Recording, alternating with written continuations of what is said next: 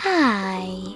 In front of me is OnePlus Nord 3 5G, and today I would like to show you how you can connect it to a printer.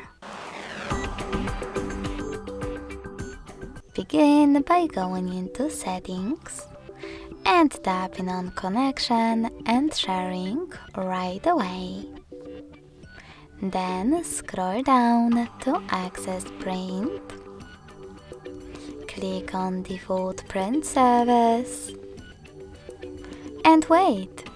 Your device is now looking for a printer. When it finds one, it will connect to it.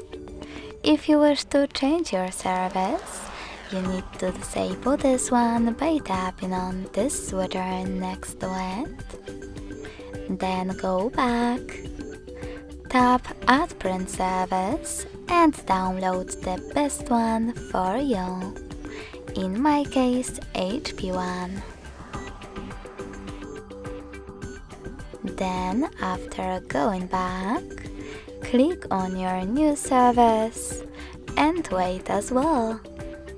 Thanks so much for watching. If you enjoyed this video, don't forget to leave a like, comment and subscribe. Bye!